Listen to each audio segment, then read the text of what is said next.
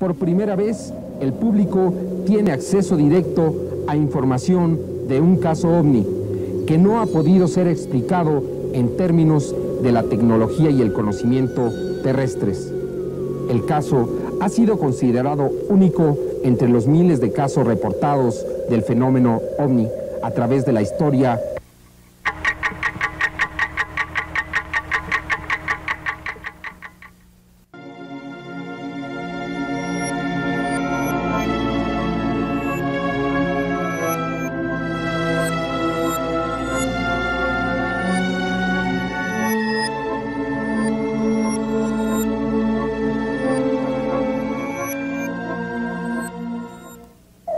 Este caso OVNI no es ficción, ni una demostración de efectos fotográficos o cinematográficos, sino un reportaje periodístico y científico documentado con varias películas y muchas fotografías, realmente únicas, por grabaciones, por el testimonio de varios testigos y de científicos que han analizado las evidencias.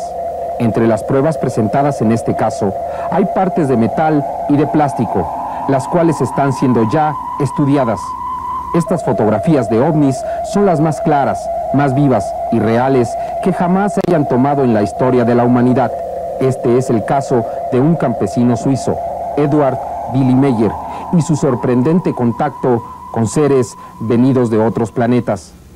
Este caso fue cuidadosamente estudiado por el equipo de 60 Minutos y resulta tan sorprendente como fascinante. Cada una de las evidencias que aquí presentaremos fue analizada por científicos de todo el mundo. Solo en los Estados Unidos, 20 especialistas analizaron las películas que mostraremos en este reportaje. No pudieron dar crédito a lo que veían.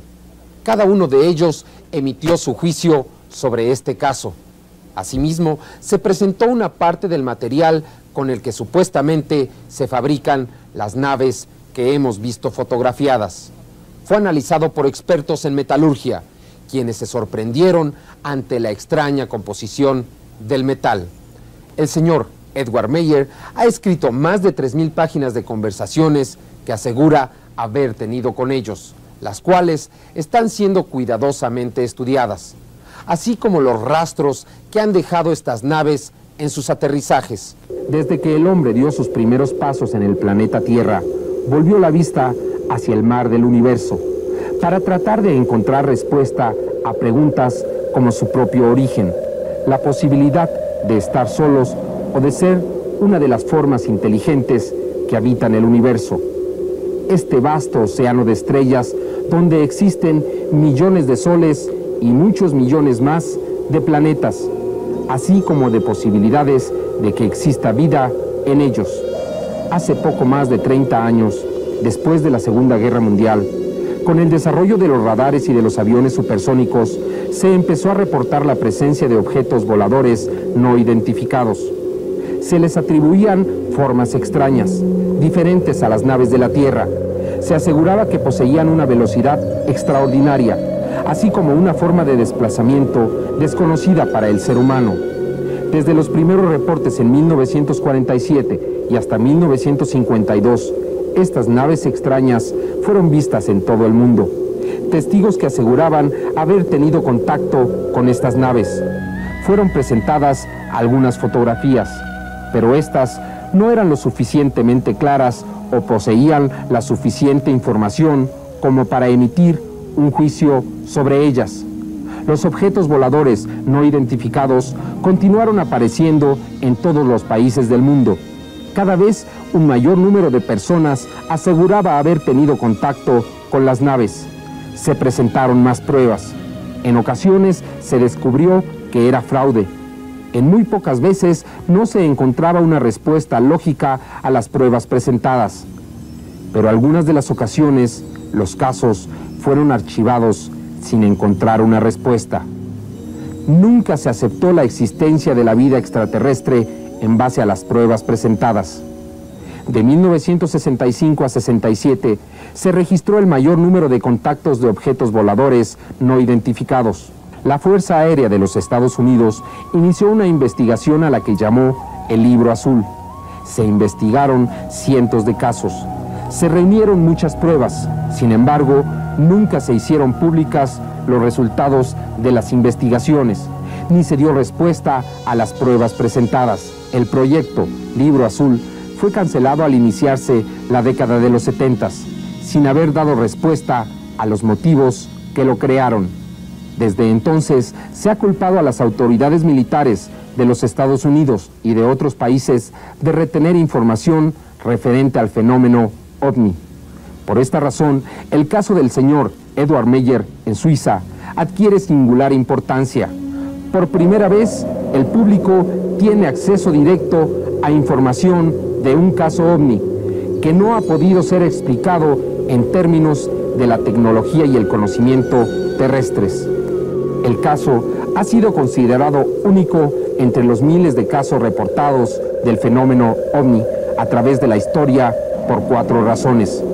Primero, existen más notas y más información de este contacto y una descripción detallada de los eventos narrada por los testigos que en cualquier otro caso de la historia. Segundo, existen más fotografías y muchas de ellas son las mejores de cualquier caso registrado.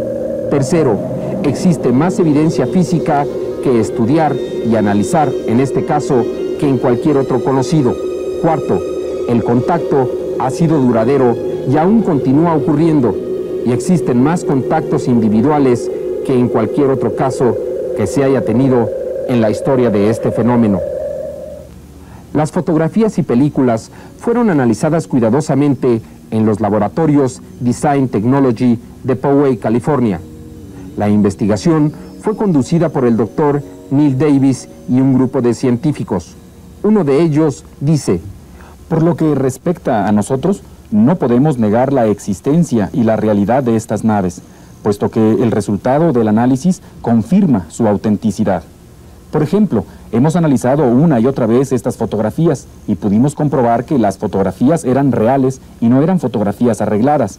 Utilizamos una serie de computadoras para analizar cada uno de los granos de la fotografía y de la película de esta imagen y pudimos comprobar la presencia de un objeto volador no identificado y de un jet atrás. El resultado que dio la computadora después del análisis es que el ovni se encontraba más o menos a 900 metros de la toma. Con otro tipo de análisis pudimos comprobar que alrededor del ovni hay un halo.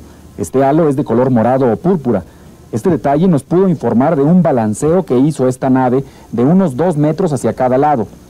Este movimiento lo pudimos comprobar a través de este halo morado, porque el halo se mantenía alrededor del ovni aún estando este sin movimiento.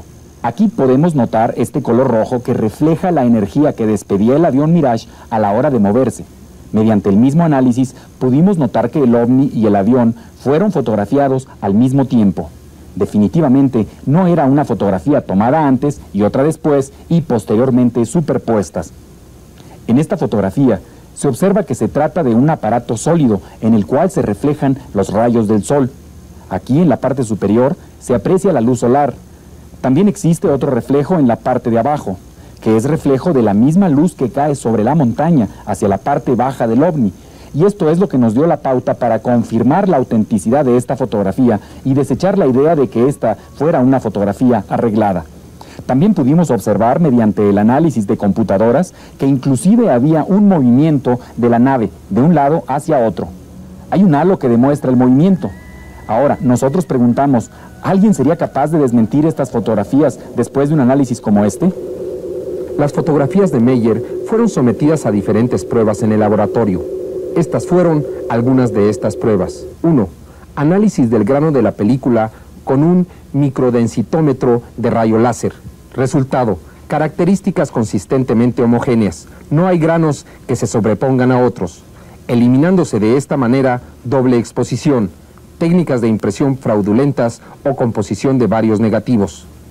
Segunda prueba: termograma. Separación de la densidad del color en frecuencias bajas. Con esta prueba se mide el tiempo del día, el cual es correcto. Los valores de la luz son reflejados en la parte baja de la nave. Separación de la densidad del color en frecuencias altas. También en esta prueba, como en la anterior, los valores de la luz son reflejados correctamente del suelo a la parte baja de la nave. Tercera prueba: identificación de las líneas. En esta prueba se analizó al jet Mirage y al ovni. En ella se elimina todo lo que sea modelo a escala o modelos detenidos por un alambre, pinturas y otros trucos similares. Cuarta prueba, promedio de densidad. Con esta prueba se identifica a los objetos tridimensionales. Tanto el Mirage como el OVNI son tridimensionales. Quinta prueba, contorno de la escala en una copia infrarroja de la fotografía con un filtro de paso de banda, en una vista topográfica basada en la iluminación. En esta fotografía del Mirage se observa el contorno de las orillas del avión y se observa también los restos del combustible que va quemando. En la misma fotografía aparece el OVNI. En ella se puede observar la energía que se desprende. Aparece aquí de color púrpura. Por otra parte, no se observan restos de combustión como en las naves terrestres. Inclusive, el señor Meyer, el día que tomó la fotografía de la nave y el avión, se encontraba grabando, con un micrófono y una grabadora rudimentarios, y pudo captar los sonidos emitidos por el objeto. Se puede escuchar al viento y los ladridos de un perro. Escuchemos cuidadosamente.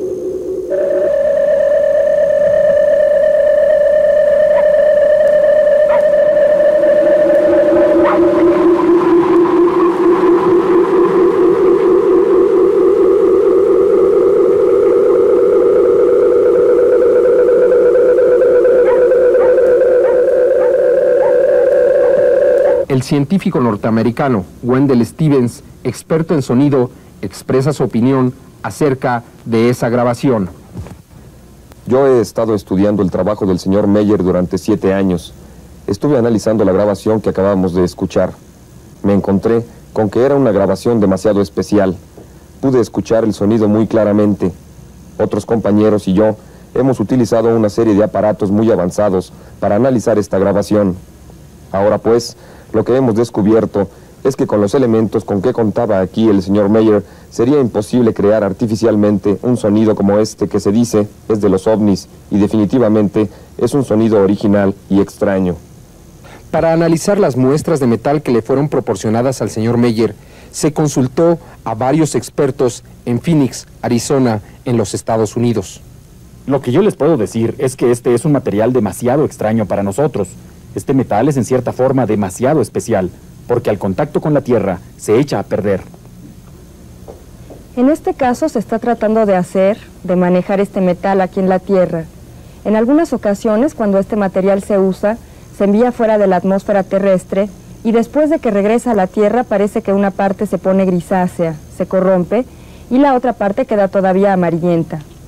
Tratamos de desarrollar este metal, pero el hecho es que aquí en la Tierra se iba perfeccionando, pero al final se hacía como polvo. El metal fue enviado a otro laboratorio en los Estados Unidos. El resultado fue de que no se podía desarrollar este metal en la Tierra, en ningún lugar de la Tierra, que inclusive era de difícil análisis. Para certificar esta información, se consultó a uno de los expertos en metalurgia más reconocidos en el mundo, el doctor Walter Walker, quien dice: estuve analizando este metal y no cabe duda que es un metal muy extraño. Nunca había visto un metal de ese tipo. Me sorprendí enormemente de lo maleable y de lo suave de ese metal. Ahora pienso, ¿cómo es posible que un metal tan maleable y tan suave pueda ser la composición de unas naves llamadas OVNI y que se dice pueden viajar en el espacio? El doctor Vogel, un reconocido especialista en rayos láser, dice: me sorprendió mucho ver que el metal con que se hacían los ovnis podría ser combinado con diferentes metales con una facilidad sorprendente. Aquí en esta fotografía aumentada tenemos diferentes tipos de metal. En esta fotografía aumentada se puede observar los diferentes metales que componen la muestra. Se puede notar la diferencia de cada uno de estos metales y notamos que inclusive hay algo de oro, de plata pura, pero que mantienen su estado por separado. Se mantienen por separado, no en forma de aleación, sino nada más combinados. En un análisis más profundo utilicé el rayo láser y estoy viendo que la construcción del metal se lleva a cabo de una forma como si fuera un arado.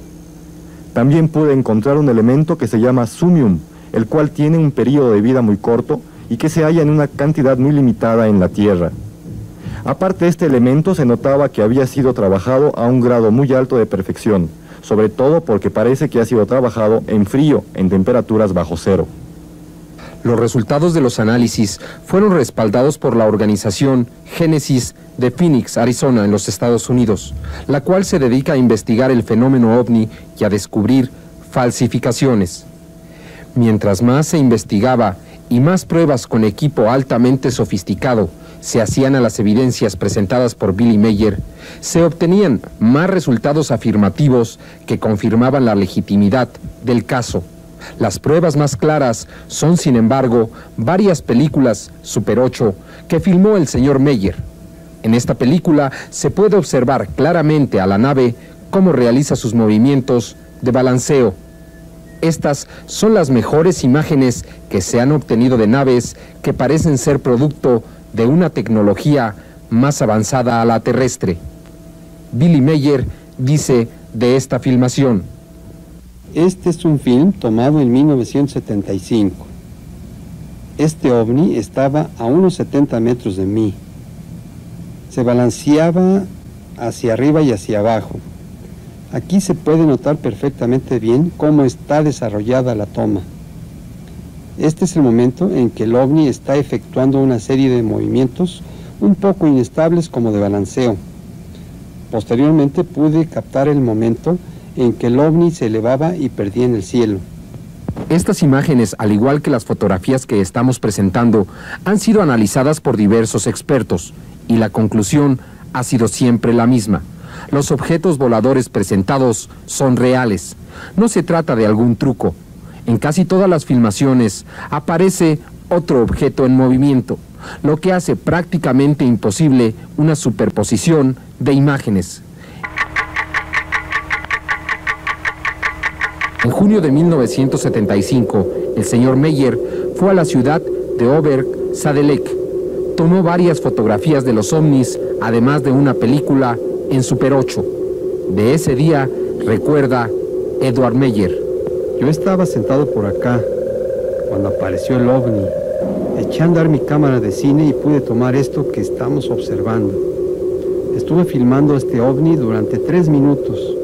Como parecía que ya se acababa la película, regresé a revisar la cámara.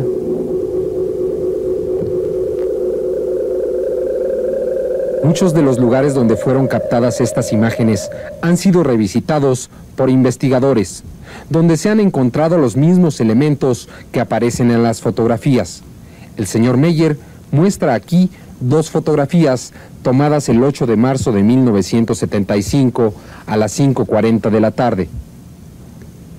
Para que no fallara la toma, puse la cámara recargada sobre este pequeño pedestal y ahí pude tomar la fotografía sin que la cámara se moviera.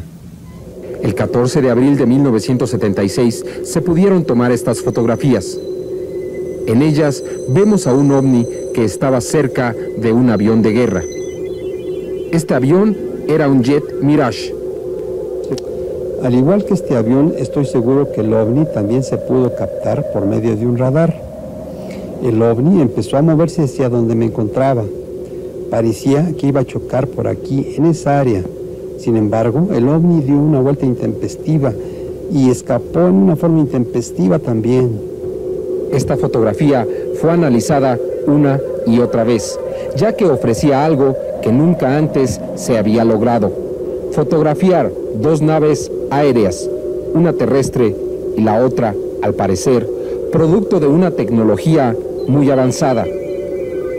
Los resultados del análisis a esta fotografía, como ya se había dicho, confirmaron la legitimidad de este caso.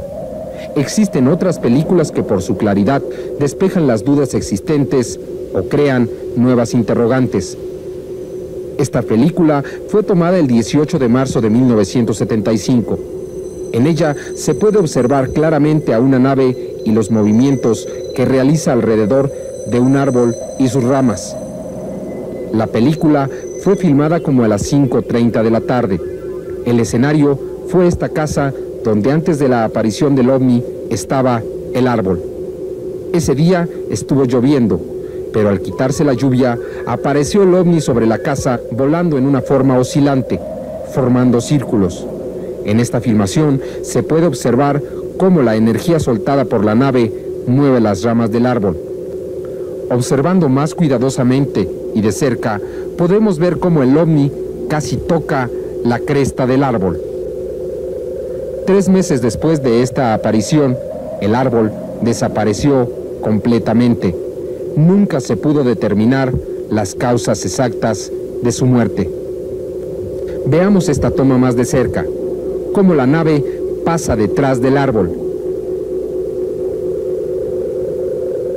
Y cómo pasa tan cerca de él que es capaz de mover su punta. En otra película se pueden observar automóviles en movimiento mientras una nave se balancea sobre un valle. Veamos más cuidadosamente. El automóvil que pasa debajo de la nave es más pequeño. Se ha calculado que el tamaño de estos ovnis es de 7 metros. Varios testigos han presenciado los desplazamientos de estas naves en sus aproximaciones a Edward Meyer. Al menos 5 fotógrafos diferentes pudieron tomar fotografías.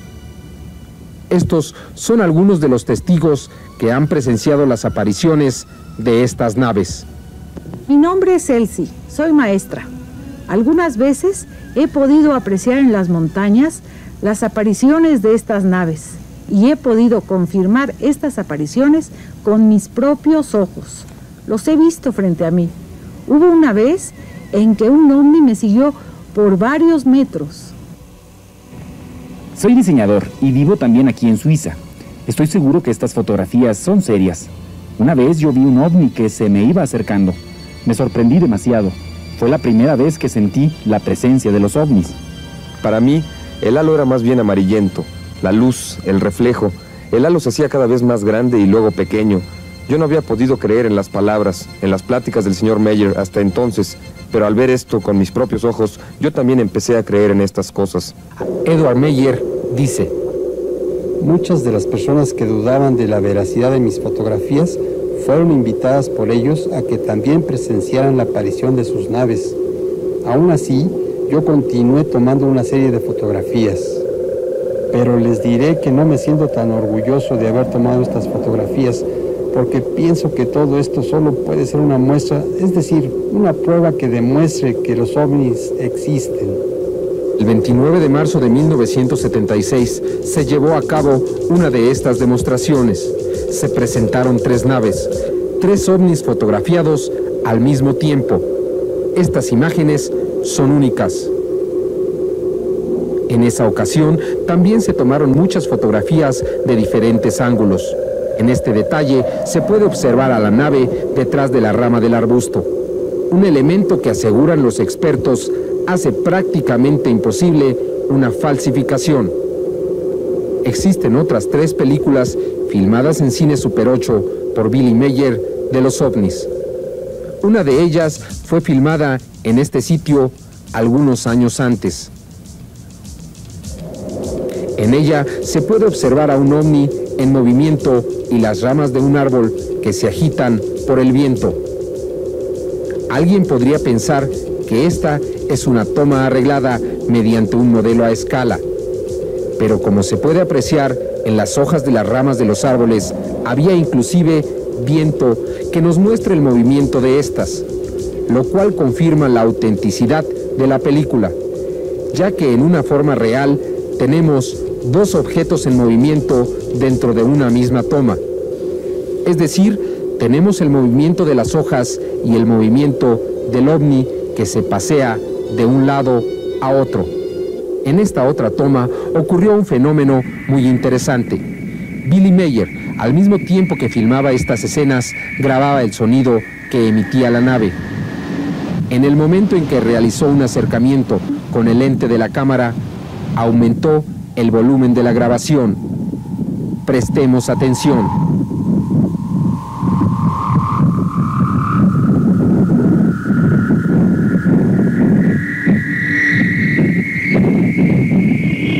Las 2 últimas películas son muy especiales, porque las naves desaparecen en menos de un 24avo de segundo, en plena filmación, es decir, en menos tiempo de lo que corre un cuadro de película, por lo que la desaparición parece instantánea. En esta película que habíamos presentado brevemente, se puede observar cómo el ovni desaparece. Al ser analizada en computadora, se pudo observar un pequeño destello blanco antes de que el ovni desapareciera. Veámoslo nuevamente en cámara lenta. Aún es muy rápido. Veamos cuadro por cuadro. Aquí, entre un cuadro y otro, desaparece. Esta película ha sido estudiada minuciosamente y no se ha encontrado ningún indicio de truco o edición. Existe otra película en la que se puede observar cómo desaparece de un lado y aparece en el otro el ovni. Observe con cuidado.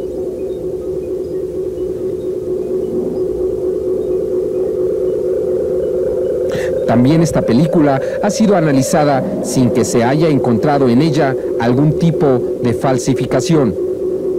Además, en esta película se observa un desvanecimiento de la nave más que una desaparición brusca. Esto se puede notar si se corre la película muy lentamente con aparatos especiales. Estas han sido las pruebas presentadas por Edward Meyer para probar su contacto con otros seres del espacio. Pero, ¿cómo ocurrieron los hechos? ¿Cuál es la historia detrás de estas fotografías, películas y tantas pruebas que demuestran la legitimidad del caso? ¿Cómo pudo Edward Meyer ponerse en contacto con estos seres? Y si habló con ellos, ¿qué fue lo que le dijeron? Hasta este momento del reportaje, todos los hechos han sido demostrados mediante fotografías, películas, grabaciones, testigos y el análisis a todos ellos. Incluso los testigos fueron interrogados con detectores de mentiras. Ni una duda ha surgido. Los contactos de Edward Meyer con una forma inteligente de vida de otra parte del universo solo se encuentran registrados en su mente y los ha descrito con sus propias palabras.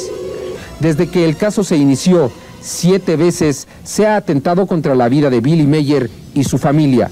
Milagrosamente ha escapado siempre ileso.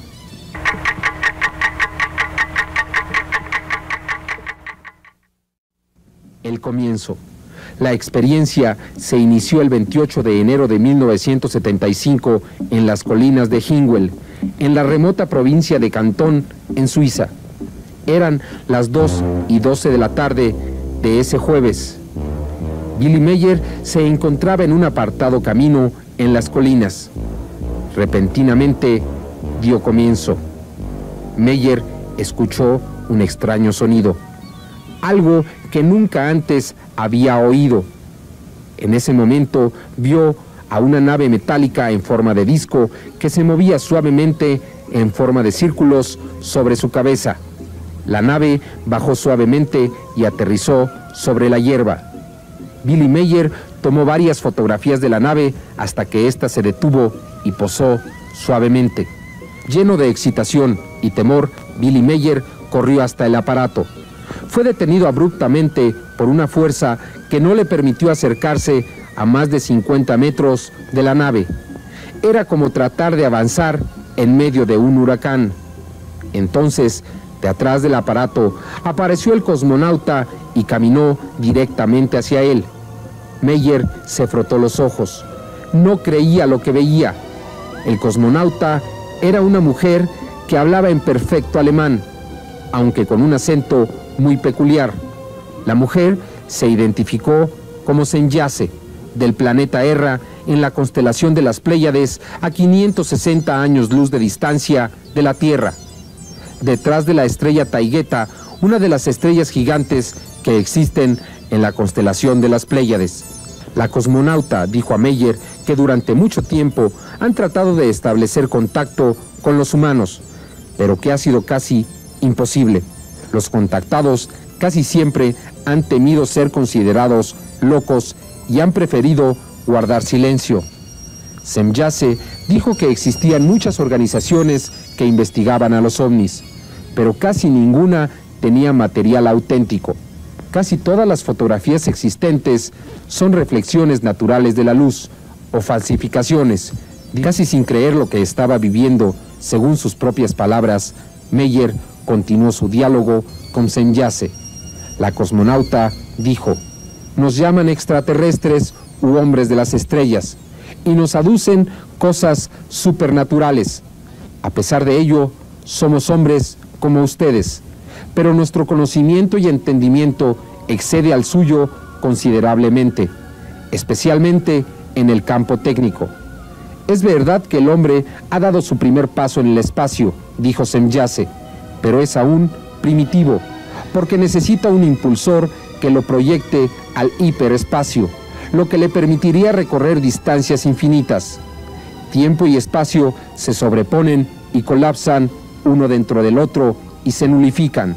Semjase dijo a Meyer que otros sistemas solares dentro de nuestra galaxia tienen muchas formas de vida, no solo humana. Algunos animales y plantas han alcanzado un desarrollo elevado. Algunas de ellas han llegado hasta el espacio e incluso, eventualmente, han visitado la Tierra. Algunas de estas criaturas son peligrosas, capaces de destruir o esclavizar a planetas enteros. Esa es precisamente una de nuestras misiones, dijo la cosmonauta Semjase, dejar saber a los humanos de la Tierra de estos peligros, porque el tiempo se aproxima. Un conflicto con estos seres parece inevitable. De esta cosmonauta, llamada Semjase, parecieran ser parte de una novela de ciencia ficción. Solo las pruebas tan claras presentadas por Meyer les dan significado. Semjase dijo también a Meyer, en ese primer contacto: sobre todo lo que uno posee se encuentra el poder de la vida, y la muerte sobre toda criatura. Eso es la creación. La creación regula todas las leyes, leyes irrefutables y eternas, las cuales pueden ser reconocidas en la madre naturaleza. Semjase anunció a Meyer que los contactos continuarían, que ellos permitirían fotografiar sus naves para dar validez a las palabras de Meyer, porque este mensaje debería de ser conocido por los humanos de la Tierra. Para algunos, este mensaje será una verdadera revelación. Para otros, será un verdadero complot para hacernos creer una fantasía. La verdad es que en los últimos años se han realizado algunos descubrimientos que han dado un giro a muchas de las teorías que se tenían en cuanto a la existencia de vida en otros planetas. En agosto de 1983, durante la reunión de la Sociedad de Químicos de los Estados Unidos en Washington, D.C., el doctor Cyril Ponamperuma reveló que no solo había obtenido éxito en crear artificialmente las 5 bases químicas encontradas en los genes de todas las criaturas vivientes, sino que había encontrado las mismas 5 bases químicas en un meteorito.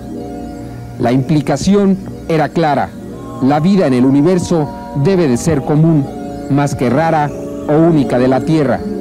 El científico Ponamperuma está convencido de que la química en el universo es una sola, y agrega: la evidencia de la distribución química de los elementos, de experimentos llevados a cabo bajo situaciones simuladas de las condiciones primitivas de la Tierra, de consideraciones teóricas y del estudio de los meteoritos y moléculas interestelares, nos muestra que si la vida existe en otros sitios del universo, podría químicamente ser igual a la nuestra.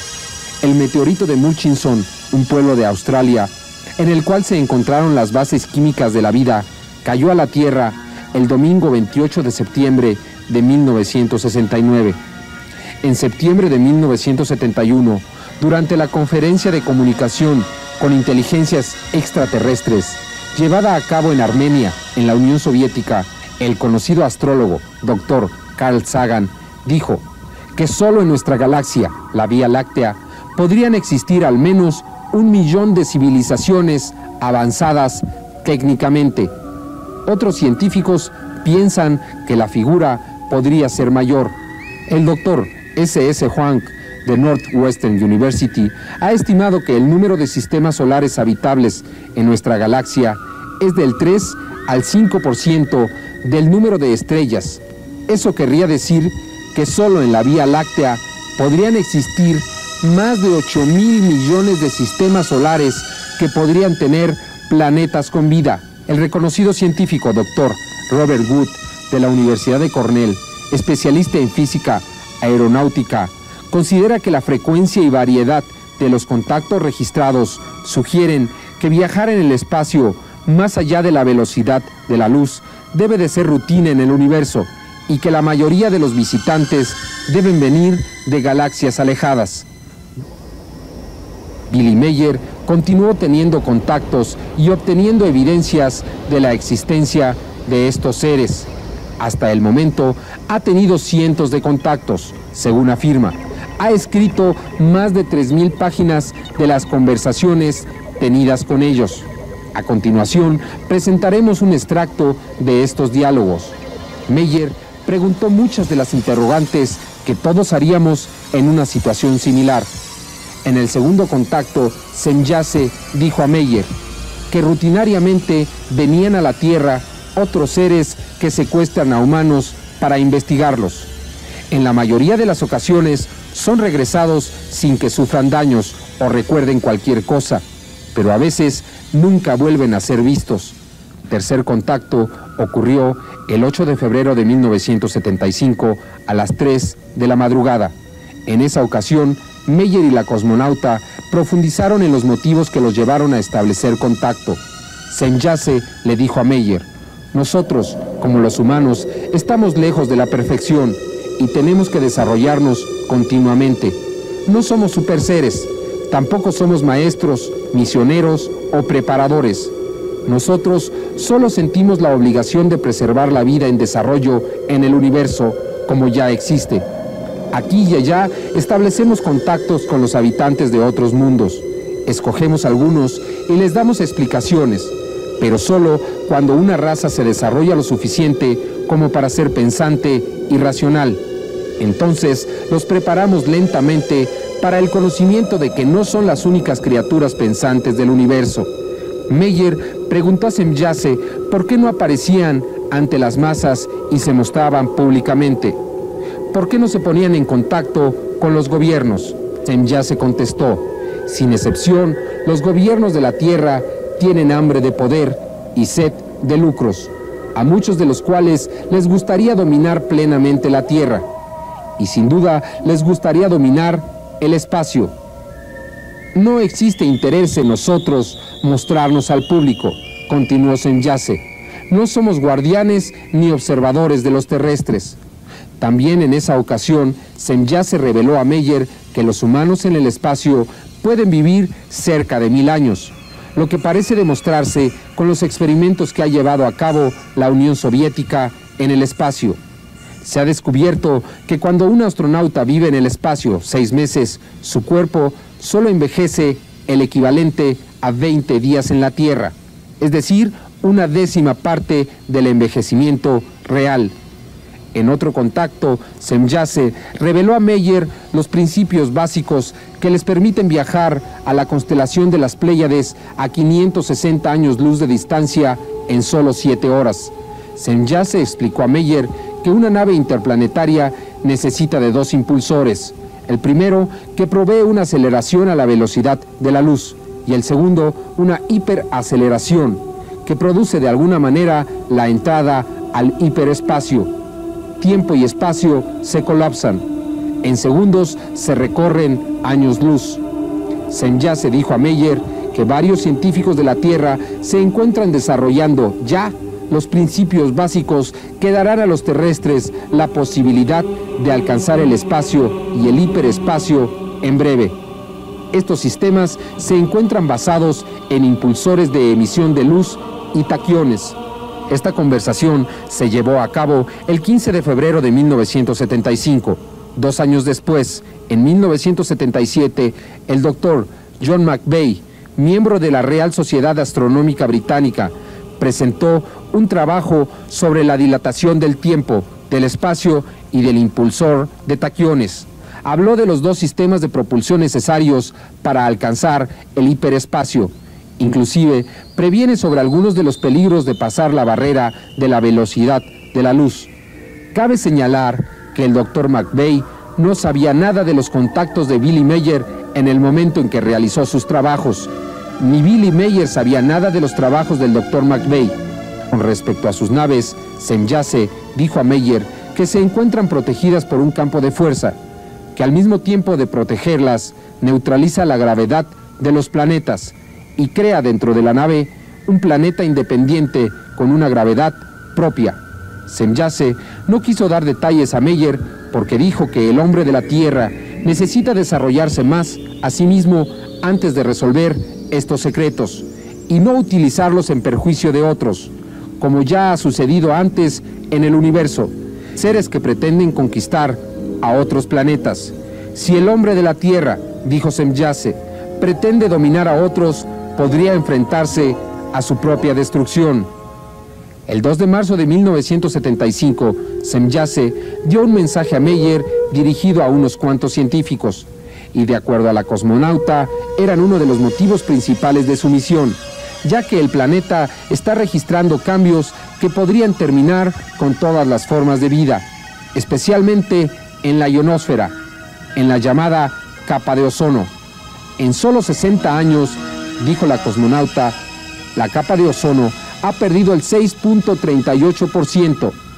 El gas de bromo y otras sustancias químicas son las responsables de la pérdida de esta capa. Semjase reveló a Meyer que esta situación ha empezado ya a causar mutaciones en seres vivientes del planeta Tierra. La capa de ozono impide la entrada de rayos ultravioleta a la atmósfera, y de acuerdo a esta información, 20 puntos de la capa de ozono han sido gravemente afectados, especialmente 3 puntos que podrían abrirse y dejar pasar los rayos ultravioleta en solo unas cuantas décadas, lo que significaría el final de la vida en este planeta. El 18 de marzo de 1975, Semjase volvió a referirse al hiperespacio. La masa de un cuerpo, dijo, crece en relación a la velocidad creciente. Esto significa que la masa puede crecer hasta el infinito. Nuestras naves, dijo Semjase, están protegidas contra este proceso. Es precisamente en este instante que utilizamos este proceso para crear una verdadera desmaterialización.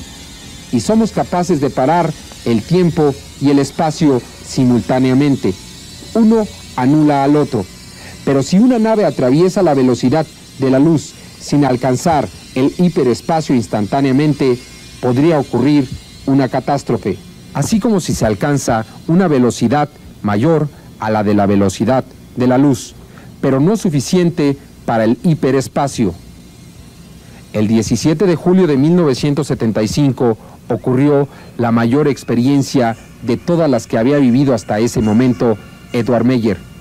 Fue invitado a realizar un vuelo interespacial. Meyer llevó su cámara consigo y obtuvo fotografías de este extraordinario evento. Desafortunadamente, 4 de los 5 rollos que fueron tomados desaparecieron. Fueron sustraídos del laboratorio donde se les reveló y por supuestos amigos de Billy Meyer. Solo un rollo fue conservado y de él solo sobreviven unas cuantas fotografías. Afortunadamente, hay una que está siendo sometida a análisis, en la que se observa claramente a una gran nave orbitando un extraño planeta. De acuerdo a Meyer, la nave madre medía más de 20 kilómetros y albergaba a 143,000 seres vivos y a muchos androides. Estas naves viajan de una constelación a otra, de una galaxia a otra.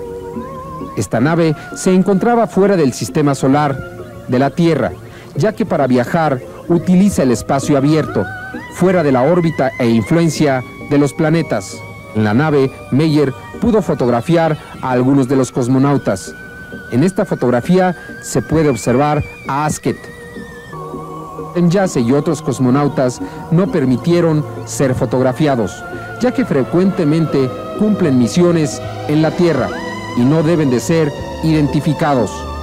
En esta otra fotografía se puede observar a Asket y a Nera. Estas fotografías y la de la nave madre aparecen un poco distorsionadas, pero esta distorsión fue considerada desusual y fue atribuida al ambiente que existía dentro de las naves.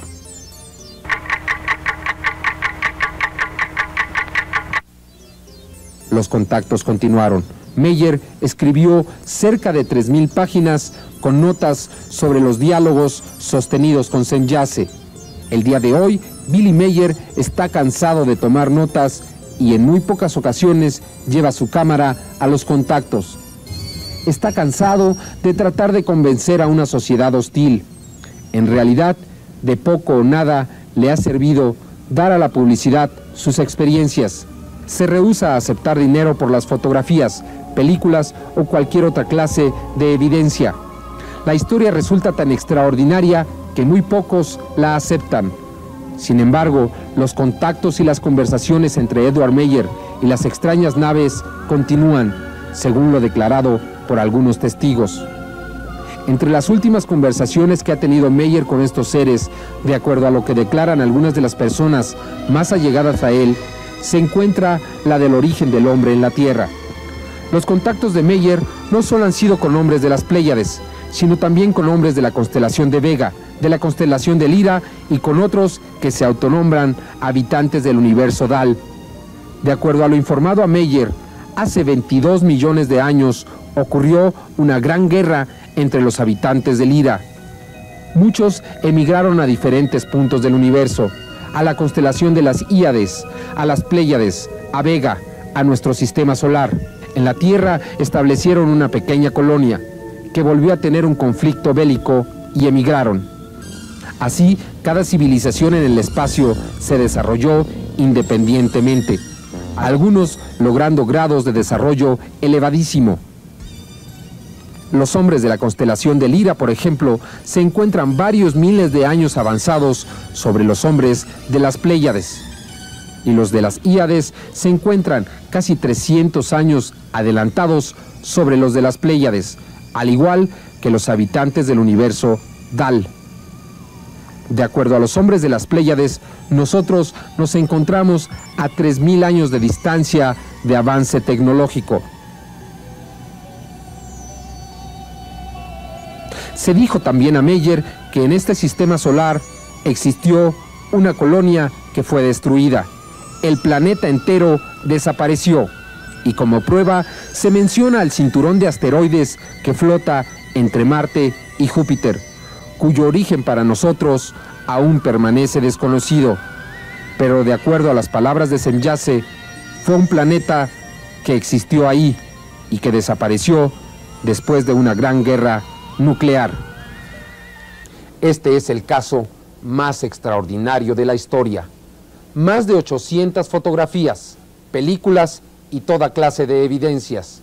Hemos ofrecido esta información como un reporte de los hechos, como han sido presentados, no como una verdad absoluta.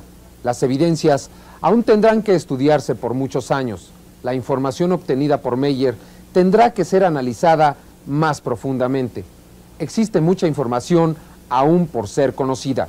En este reportaje solo fueron presentados los puntos más sobresalientes y también aquellos más fáciles de comprender. Existe un sentimiento latente por la verdad y un fuerte deseo de creer. Mucha gente ha sido profundamente afectada por la historia, como ha sido presentada y por los resultados de las investigaciones. La primera reacción de la mayoría, después de ver las evidencias por primera vez, ha sido llevarse las manos a la cabeza y exclamar: «Dios mío, ¿te das cuenta de lo que esto significa?». Otros han ofrecido sus servicios para realizar la investigación. Otros ofrecen el uso de laboratorios y otros más exclaman: «Esta es la mentira más elaborada que se ha hecho en la historia». El día de hoy, Edward Meyer ha desaparecido de la luz pública, aunque sus allegados aseguran que los contactos continúan en el mar del universo. ¿Seremos los únicos flotando en esta pequeña isla, en un rincón de la Vía Láctea? ¿O seremos tan solo una de tantas formas de vida existente, con tanto por conocer e investigar? Esta historia, estos hechos de confirmarse, nos abren una puerta que parecía estar cerrada. Nos dan una luz y un destino. Nos dan un origen y un futuro. En el mar del universo flota una pequeña isla que es llamada por sus habitantes Planeta Tierra.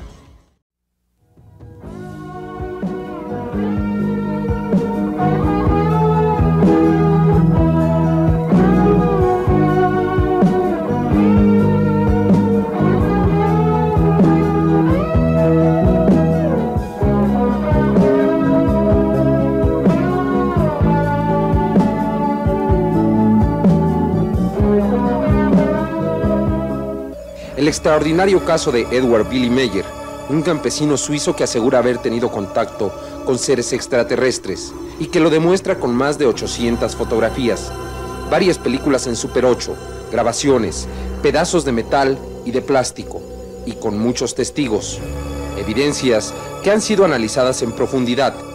En la primera parte de este reportaje presentamos todas las pruebas que ha obtenido Edward Meyer en sus múltiples contactos, así como extractos de algunas conversaciones que asegura haber tenido con estos seres venidos de las Pléyades.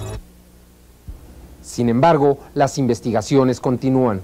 Existe mucho aún por ser conocido de este caso.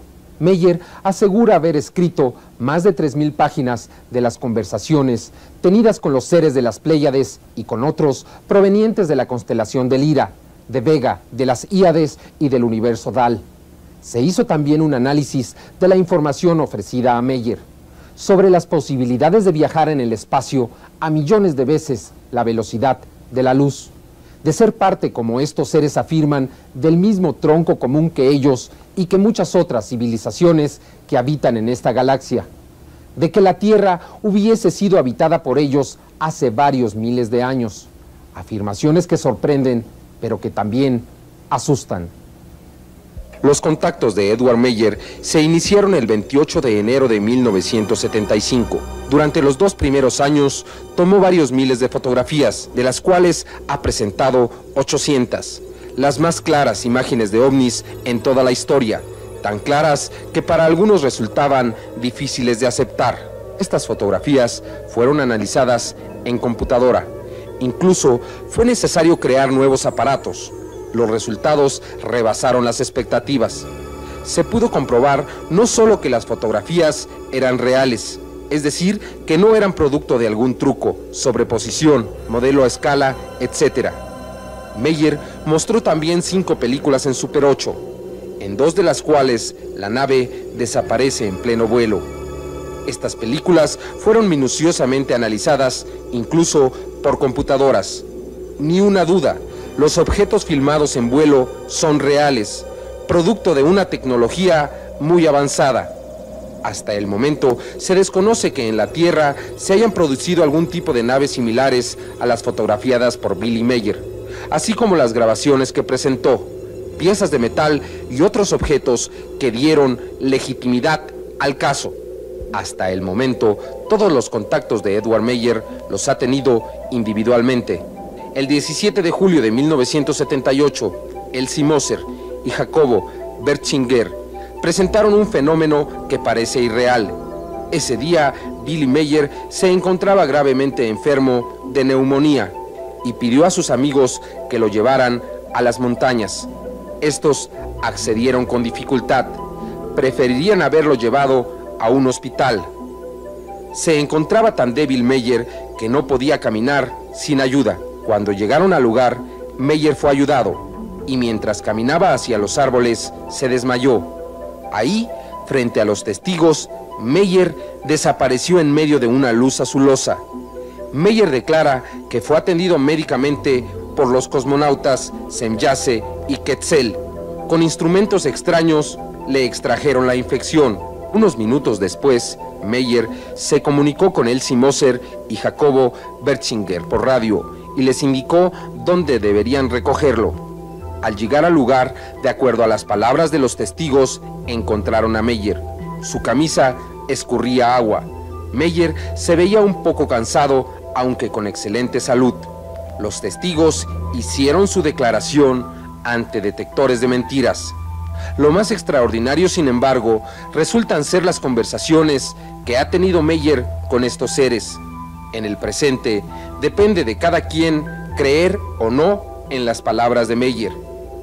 Antes de cada contacto, Meyer recibe instrucciones telepáticas sobre el lugar y las condiciones en que se realizará el contacto.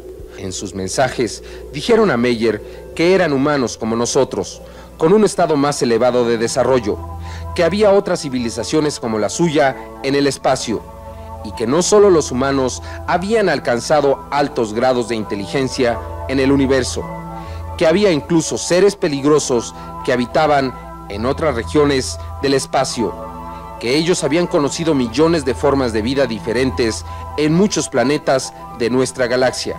Semjase dijo a Meyer que estos mensajes deberían de ser conocidos por los terrestres, para saber que no están solos en el universo y también para tomar acción inmediata en contra de peligros que se desarrollan y que podrían acabar con toda la vida en el planeta. Una guerra nuclear también podría significar el final de todo, y como ejemplo citaron a un planeta que existió en este sistema solar, que se llamó Malona y que orbitaba entre Marte y Júpiter. Después de la terrible guerra, solo quedó el hasta hoy misterioso cinturón de aerolitos que gira entre los dos planetas, Marte y Júpiter. Incluso le dijeron a Meyer que ellos y nosotros descendíamos de un tronco común, que en la Tierra hubo colonias de seres que alcanzaron un alto grado de desarrollo. Estas historias, al menos, deben ser analizadas más cuidadosamente para poder demostrar si son ciertas o falsas. Desde que el caso empezó a ser conocido por los expertos en el estudio del fenómeno ovni, así como por un gran número de peritos investigadores en todo el mundo, no ha podido demostrarse que alguna de las evidencias sea falsa. Edward Billy Meyer es un campesino suizo de aproximadamente 45 años de edad. Estudió el equivalente a la primaria. El brazo izquierdo lo perdió en un accidente. Es padre de 3 hijos.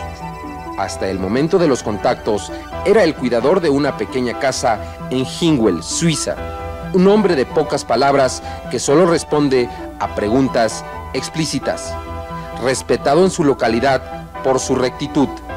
Desde que se inició el contacto, no ha tratado de convencer a nadie de su experiencia. Inclusive, muchas de las fotografías y otros elementos con que contaba fueron sustraídas por supuestos amigos. Otras fueron prestadas y nunca fueron devueltas. Meyer no ha pedido dinero por alguna de las evidencias. Los investigadores que han estado cerca de él consideran que aún guarda mucha información y que solo con paciencia y preguntas adecuadas podría obtenerse todo lo que sabe Billy Meyer. Porque, como se decía, Meyer ha perdido el interés de que se crea en su experiencia. Está convencido de que solo el tiempo y los acontecimientos darán trascendencia a lo que le ha sucedido y a lo que le han comunicado. Como se dijo anteriormente, este es un reporte de los hechos, como fueron presentados. No es una verdad absoluta, solo una investigación más profunda. El desarrollo tecnológico y el tiempo podrán determinar si estos sucesos, si esta experiencia de Edward Meyer significa el principio de una nueva era, o si solo fue el desesperado intento de un campesino suizo por engañarnos a todos, un campesino manco que nunca ha sido acompañado a los contactos. Desde su primer contacto, no se permitió a Meyer llevar hasta el sitio a algunos de sus amigos, ya que los hombres de las Pléyades desconfían de los terrestres. Solo se les permitía llegar a 500 metros del lugar, donde sin embargo podían apreciar las aproximaciones y despegue de las naves. El primer contacto de Meyer ocurrió, como se ha dicho, el 28 de enero de 1975. Ese día, Meyer sintió una gran necesidad de tomar su bicicleta, su cámara fotográfica y dirigirse al campo a un alejado paraje. Ahí hicieron contacto con él. A partir de ese momento, las indicaciones, según Billy Meyer lo ha declarado, las recibe telepáticamente. En ese primer encuentro, Semjase dijo a Meyer que ya antes habían tratado de establecer contacto con algunos humanos de la Tierra, pero que por alguna razón estas aproximaciones no fueron conocidas o bien se juzgó locos a aquellos que afirmaron haber tenido contacto con ellos. El equipo de 60 Minutos investigó un gran número de casos para tratar de encontrar un caso similar. Entre los muchos casos revisados, encontramos uno que ocurrió en julio de 1950, que sorprende por la similaridad que guarda con el caso de Meyer. En aquel entonces casi no se habían registrado contactos de estas naves con seres humanos de la Tierra. La experiencia para Daniel Fry empezó la noche del 4 de julio de 1950. Fry era un destacado ingeniero aeronáutico que trabajaba para una compañía del gobierno estadounidense, la Aerojet General Corporation. Era experto en química, explosivos y cohetes espaciales, y era también escéptico de las curiosas historias que empezaban a circular y que hablaban de naves en forma de plato que volaban.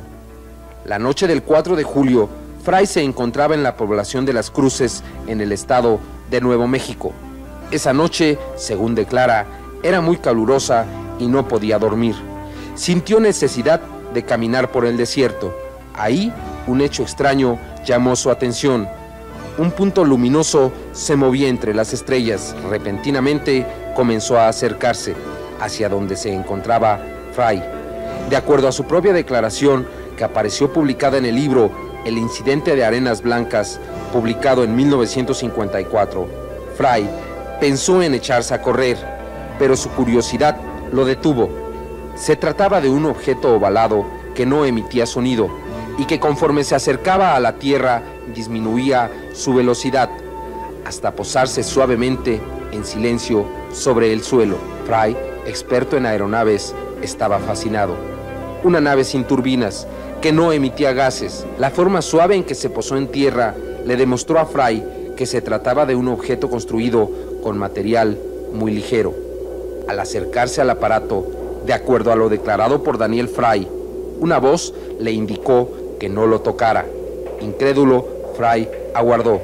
La misma voz le comunicó que el objetivo de esa misión era comprobar el grado de adaptación del ser humano a otros medios, conceptos y ambientes, así como buscar mentes abiertas y receptivas con las cuales establecer contacto. Posteriormente, Fry fue invitado al interior de la nave. Esta era dirigida a control remoto, desde otra nave que se encontraba a 16.000 kilómetros sobre la Tierra. Fry se mostraba incrédulo. Pidió a la voz que se mostrara. Esta respondió que no estaba acostumbrada al ambiente terrestre y que por lo tanto no podía descender aún en la Tierra. Entonces le indicó a Fry que realizarían un vuelo de Nuevo México a Nueva York, de ida y vuelta, en unos cuantos minutos. Fry no entendía realmente lo que sucedía, según relata. La voz, que se identificó como el cosmonauta Alan, le dijo a Fry: sabemos que la gente de la Tierra que ha visto el desplazamiento vertiginoso de nuestras naves piensa que ningún humano podría soportar una aceleración tan tremenda. La verdad es que la fuerza que acelera este vehículo no solo actúa sobre cada átomo de él, sino también actúa sobre la estructura atómica de todo lo que se encuentra en su interior, incluyendo a los pasajeros. En las aeronaves de ustedes, dijo el cosmonauta Alan, el sistema es diferente. Las desplazan por medio de turbinas que producen un impulso sobre una parte de la aeronave. Ese impulso local acelera la nave, pero no al piloto ni a los pasajeros. El piloto solo siente la aceleración por su contacto con el asiento, y la inercia del resto del cuerpo produce la compresión causante. En casos extremos, la pérdida de la conciencia y la destrucción del cuerpo humano, si dicha aceleración es excesiva. En ese momento, Fry, incrédulo, observó las luces de Nueva York, según declara. Habían pasado apenas unos cuantos minutos desde que había ascendido a la nave. Unos cuantos segundos después, estaba de regreso en Nuevo México. La nave se posó suavemente en el campo. Fry observó la cabina, tratando de grabar en su mente hasta el más mínimo detalle. En ese momento, le llamó la atención un emblema grabado en el respaldo del asiento. El diseño, escribe Fry en su libro, era sencillo, la representación simplista de un árbol y una serpiente. La impresión que sintió al reconocer el símbolo fue tan poderosa que Alan la percibió y dijo: ha reconocido nuestro símbolo y se imagina cuál es su significado. Era de esperar, cualquier terrestre lo habría identificado. Fry continúa su relato. Alan me dijo: nuestros ancestros vivían en la Tierra, como se lo habrá imaginado al ver el emblema. Estaban muy avanzados y vivían en el sitio que las leyendas de los terrestres llaman Lemuria. Por otra parte, el desarrollo científico de la Atlántida era también muy avanzado, al extremo de que sus científicos aprendieron a manejar la energía atómica con más habilidad de la que ustedes tienen actualmente. Había cierta rivalidad entre ambas naciones y el desenlace era inevitable. Pero por ahora no me queda tiempo para decirle nada más, le dijo la voz identificada como Alan, y agregó: no piense que no volveremos a encontrarnos. Le advierto que aún no he cumplido con la parte más importante de la misión que se me ha encomendado. El mensaje que usted deberá de transmitir a los humanos de la Tierra, dijo la voz que se había identificado como el cosmonauta Alan a Daniel Fry. Fry dice en su libro que entre 1950 y 54 tuvo 4 contactos con los seres del espacio. Después de publicar su libro en 1954, se acusó a Fry de haber inventado una extraordinaria historia. La verdad es que hoy, 30 años después, el caso de Daniel Fry adquiere nueva actualidad. Este caso presenta gran similitud con el de Edward Billy Meyer, no solo por sus apreciaciones de las características de la nave, de material ligero, suave, de la luz naranja fotografiada por Meyer y descrita por Fry, de su desplazamiento y la explicación que recibió, sino por la manera en que recibió el mensaje y los detalles que se apuntaron, como la supuesta presencia de estos seres en la Tierra hace varios millones de años. Daniel Fry fue ridiculizado por la propia Fuerza Aérea Norteamericana para la cual trabajaba. La Agencia Central de Inteligencia, la CIA, también desvirtuó las palabras de Fry. Este, sin embargo, afirmó seguir teniendo contactos. 14 años después de su primer contacto, presentó una fotografía de un ovni. El objeto fue fotografiado en mayo de 1964, en las cercanías de la ciudad de Merlin, en el estado de Oregon, en los Estados Unidos. El 18 de septiembre de 1964, tomó otra fotografía entre Baldwin Park y Azusa, en California. Esta fotografía y la anterior fueron reconocidas como no trucadas. Sin embargo, en poco tiempo, el caso de Daniel Fry cayó en el olvido. Solo la similitud de los eventos con el caso de Edward Meyer han motivado un nuevo acercamiento al caso de Fry, como la supuesta presencia de estos seres en la Tierra hace millones de años. La cosmonauta Semjase había dicho a Meyer que las razas provenientes del Lyra iniciaron la evacuación de su planeta hace 22 millones de años y llegaron a la Tierra. Vivieron en Hiperbórea, un continente formado por la masa que hoy da forma a todos los continentes de la Tierra. En ese tiempo, el ser humano de la Tierra aún no iniciaba su evolución física. Esta sociedad del Lyra emigró nuevamente al espacio después de un gran conflicto, pero regresó a formar las civilizaciones que habitaron en Lemuria y la Atlántida, y que éstas, después de alcanzar un gran desarrollo, volvieron a pelear. Ambas ciudades fueron totalmente destruidas. Los sobrevivientes volvieron a emigrar al espacio, muchos de los cuales se dirigieron al planeta Erra, en las Pléyades. Curiosamente, Daniel Fry había narrado algo muy similar. Incluso dio los mismos nombres, Lemuria y la Atlántida.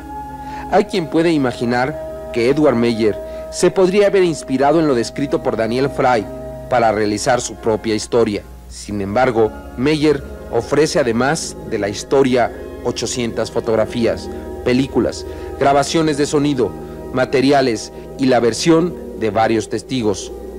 Ya antes, algunos investigadores habían planteado la posibilidad de que hubiese existido una civilización muy adelantada en este planeta, la historia de la Atlántida. El paraíso perdido donde habitaron hombres muy sabios es una historia muy antigua, que sin embargo no ha podido ser demostrada.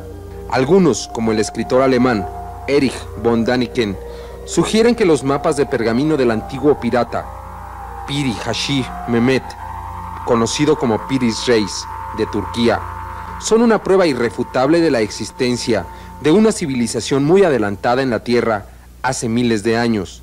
Piris Reis murió decapitado en 1554. Sin embargo, sus mapas incluían a América, a África en las longitudes correctas. En esa época no se tenían instrumentos para precisar la longitud. Más curioso aún era que se mostrase la Antártida, que fue descubierta 300 años después de haber sido realizados estos mapas. La Antártida fue descubierta en 1818. Los mapas fueron encontrados en el Palacio Topkapı en Estambul en 1929 y fueron estudiados en 1956 por el ingeniero y arqueólogo Arlington Mallory, especialista en mapas antiguos. Mallory no solo descubrió que eran extraordinariamente precisos en lo que se refieren al Mediterráneo y Mar Muerto, sino también en América del Norte y del Sur, incluso la Antártida, y no solo sus costas, sino la topografía interior está precisada con exactitud. Las cadenas de montañas, los picos, lagos y ríos están presentados con absoluta similitud a la realidad. ¿Quién entonces trazó estos mapas de Piris Reis? Las investigaciones aseguran que son producto de muchos mapas antiguos. Sin embargo, corresponden a una época en que el ser humano no tenía los elementos ni los conocimientos para hacerlo.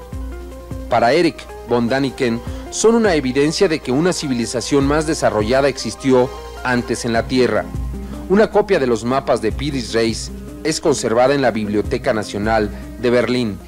Estos son solo algunos de los intentos que han hecho algunos investigadores por mostrar algo que aún es difícil de aceptar: que haya existido una civilización en este planeta venida de otra región en el espacio y que haya desaparecido prácticamente sin dejar huella. Semjase explicó a Meyer que en el espacio el tiempo no se mide linealmente, sino que existe un reloj de eventos. El tiempo lineal es elástico con respecto al tiempo de los eventos.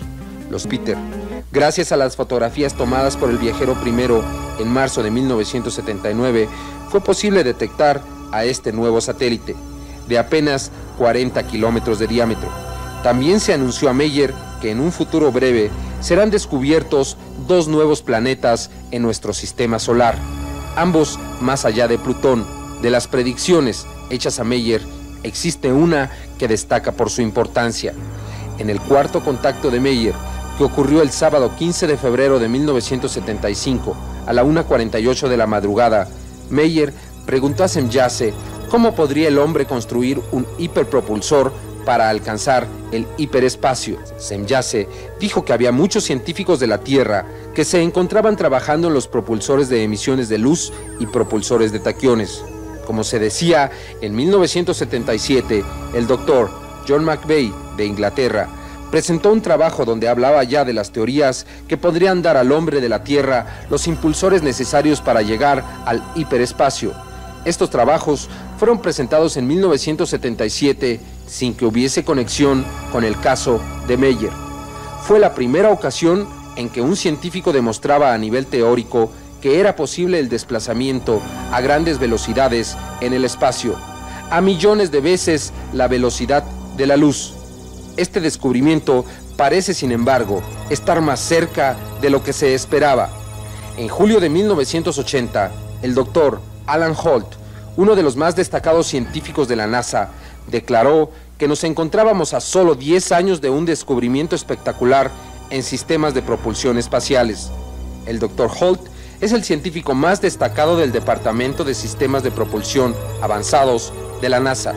Estos sistemas estarían basados en un sistema gravimagnético, el cual utiliza los efectos gravitacionales de una configuración de energía electromagnética coherente, y en sistemas de resonancia de campo, basados en un sistema de propulsión de espacio profundo.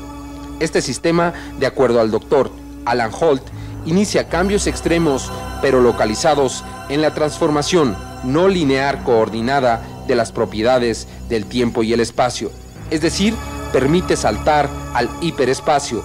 El Dr. Holt desarrolló un modelo que en los próximos años podría ser construido y usado. El trabajo del Dr. Holt exhibe toda clase de detalles para desarrollar estos sistemas. El Dr. Holt termina su trabajo diciendo: en menos de 10 años podemos lograr un verdadero descubrimiento en los sistemas de propulsión espaciales. El Dr. David Froning, de Sistemas Avanzados en McDonnell Douglas Aeronautics Company, publicó en octubre de 1980 un trabajo titulado Una interpretación metafísica de los taquiones, en el cual establece la posibilidad en el futuro de alcanzar velocidades hasta de 10 millones de veces la velocidad de la luz, y calcula que un viaje de la Tierra a las Pléyades a esa velocidad podría realizarse en 8.8 horas. A Meyer se le había informado que este viaje se realiza en 7 horas. Es decir, que lo que dicen los hombres extraterrestres de que pueden viajar hasta las Pléyades en solo 7 horas podría ser verdad. El Dr. Froning realizó este diagrama para explicar cómo se realizaría este viaje. Como observamos, el Dr. Froning considera que la mayor parte del tiempo del viaje se dedica a acelerar y a desacelerar. Calculó que solo en acelerar le toma a la nave 3 horas y media y en desacelerar otro tiempo similar. Es decir, que la distancia en sí es recorrida instantáneamente. La nave simplemente desaparece en un punto del espacio y reaparece en otro a muchos años luz de distancia. Un año luz equivale a 9.500 millones de kilómetros. Se ha calculado que las Pléyades, las cuales se encuentran relativamente cerca de la Tierra, están a 560 años luz de distancia, es decir, a 5.320 millones de kilómetros de la Tierra. El espacio conocido de nuestra zona del universo ha sido calculado en un radio de 1.500 millones de años luz, es decir, 14.250.000 millones de kilómetros. Un espacio difícil de imaginar y que contiene a 20 galaxias, una de las cuales es nuestra Vía Láctea. Sin embargo, el desarrollo del microscopio electrónico ha revelado que existen millares de nebulosas espirales, cada una de las cuales podría incluir dentro de sí a muchas galaxias, cada galaxia conteniendo a miles de millones de estrellas. Se ha calculado que en la Vía Láctea existen 30.000 millones de estrellas y cuando menos 18.000 millones de sistemas planetarios. Para poder imaginar esta cantidad, debemos de considerar que en una noche estrellada y clara se pueden contar hasta 4.500 estrellas, es decir, que a través de las ventanas de la Tierra apenas podemos observar un pequeño rincón del universo. En esta otra gráfica del Dr. Froning podemos observar cómo explica la anulación del tiempo y el espacio en un viaje de esta naturaleza. Esta es la posición de la Tierra al despegar. Este otro punto son las Pléyades en su posición al despegar la nave de la Tierra. Aquí la nave inicia su aceleración. Al llegar al espacio abierto, colapsa el tiempo y el espacio y reaparece en otro punto del universo. Desacelera y llega a las Pléyades. Entre las Pléyades y la Tierra, el Dr. Froning traza una línea recta que significa el plano del tiempo y espacio de existencia para los que no están viajando. El viaje se realiza en 8.8 horas. La línea que describe la nave explica la sobreposición del tiempo y el espacio para los que están viajando con respecto a los que se mantienen sin movimiento. En el octavo contacto de Meyer con la cosmonauta Semjase, esta le advirtió que saltar al hiperespacio está lleno de peligros. la dilatación del tiempo entre ellos. Otro peligro es que la masa de una nave continúa su dilatación hasta destruirse. Semjase dijo que todas las civilizaciones que viajaban en el universo habían tenido que resolver estos problemas. Muchos viajeros se perdieron en el tiempo y el espacio. Algunos llegaron a extraños y alejados planetas y fueron incapaces de regresar. Otros se perdieron en el cosmos y murieron.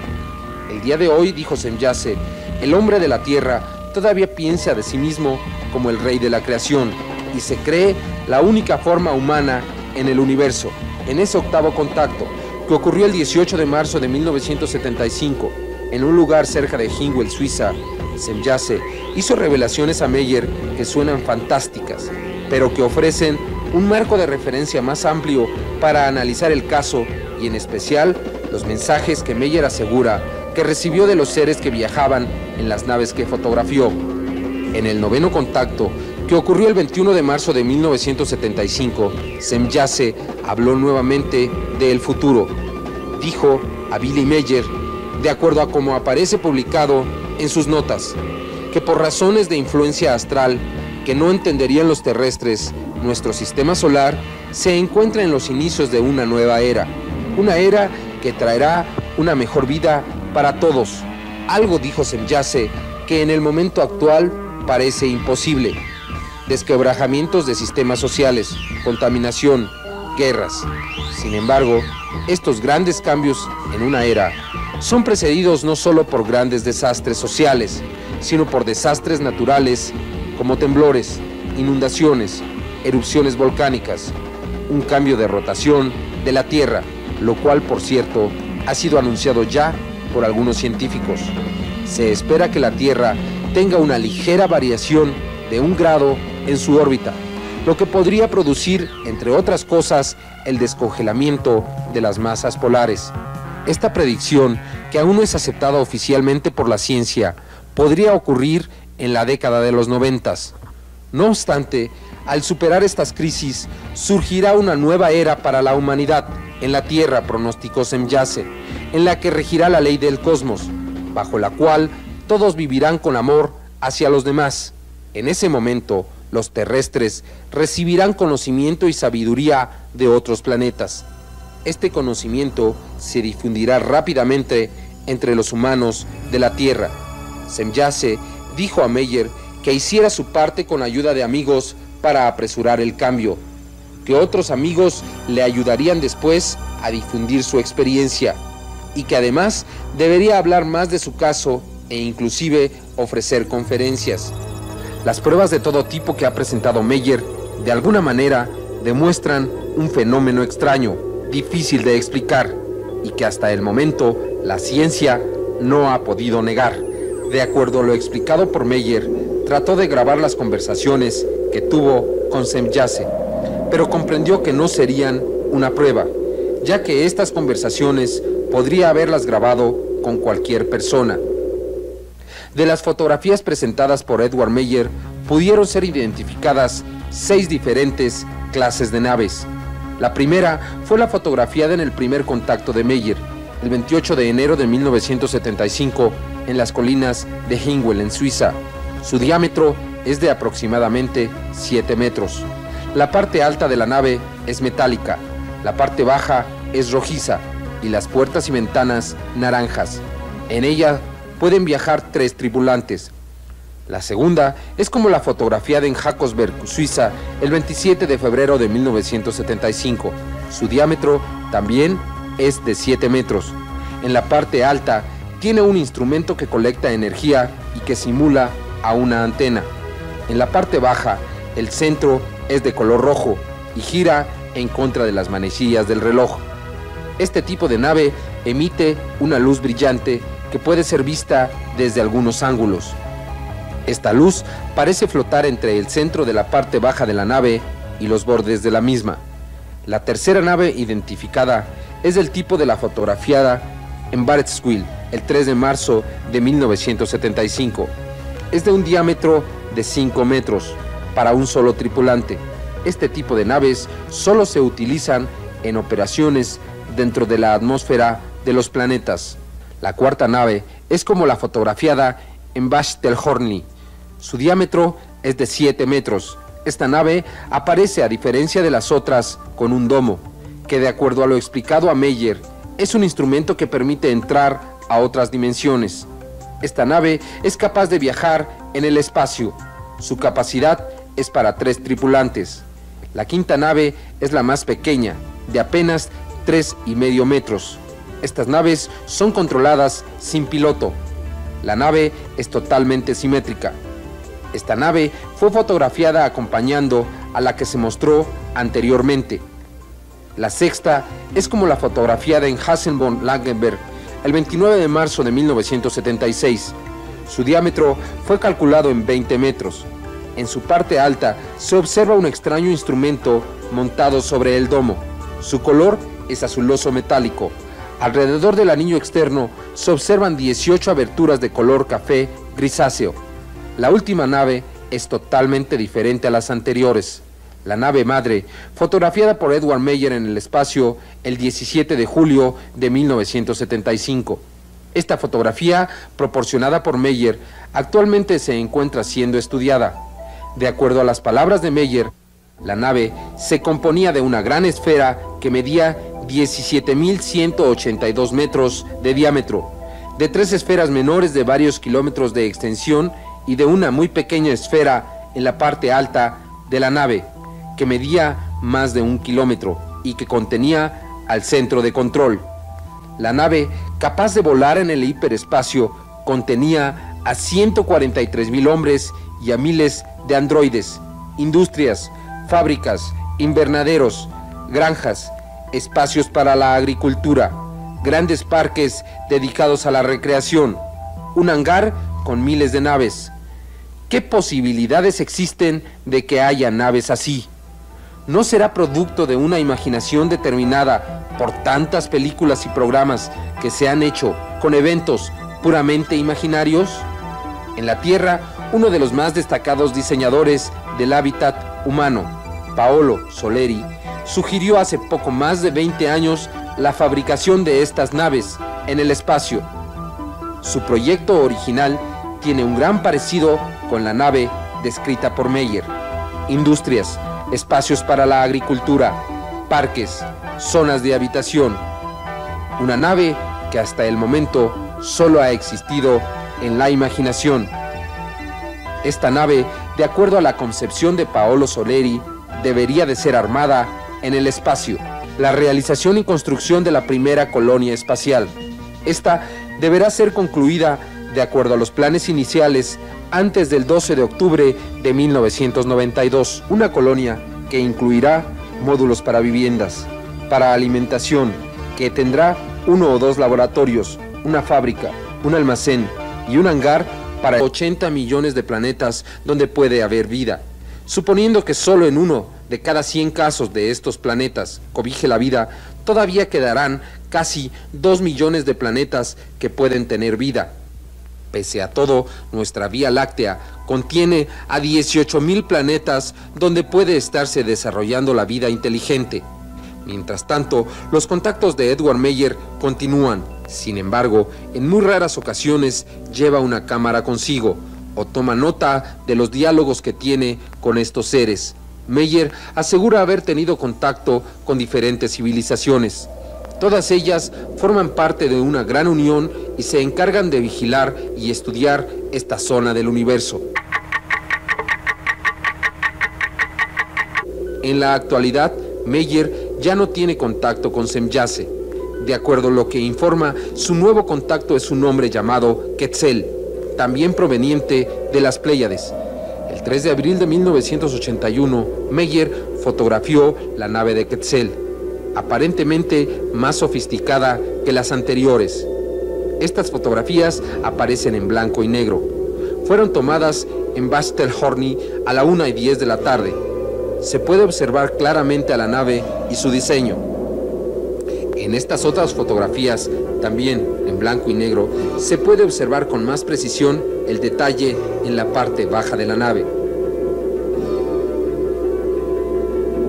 Esta última es una fotografía nocturna. Se puede apreciar el resplandor producido por la nave. En este diagrama se puede observar el diseño que se hizo de la nave, muy diferente a las anteriores. Estas fotografías fueron tomadas más de 6 años después del primer contacto de Billy Meier. En la actualidad están siendo sometidas a diversas pruebas por expertos ayudados de computadoras. En Suiza se formó una organización para auxiliar a Edward Meyer a conservar sus evidencias, a ordenarlas y clasificarlas para el futuro. Billy Meier se encuentra prácticamente fuera de la vista pública. Desde que denunció el caso, en 7 ocasiones han intentado matarlo. Su familia ha sido amenazada. Ha tenido que cambiar de hogar en varias ocasiones desde que se inició su experiencia. Las investigaciones en torno al caso de Edward Meyer continuarán. Nuevas pruebas están siendo aportadas por el grupo que trabaja con él. Solo el tiempo y el conocimiento humano darán respuesta a las evidencias presentadas por Meyer, pero permanecerá en la historia como un caso que podría llegar a convertirse en lo que significó el principio del cambio para muchos seres humanos de la Tierra, para muchos que las evidencias de este caso les ha demostrado que no estamos solos, que somos una de muchas formas de vida inteligente que existen en el universo, que representa este mar de estrellas infinito. Sabemos que existen muchos miles de millones de planetas. Imaginamos que existen muchos miles de millones más, en donde la Tierra representa solo un pequeño punto, un punto desconocido para muchas civilizaciones que podrían estar habitando el universo en este momento, un punto al que sus habitantes llegaron a considerar el centro del universo.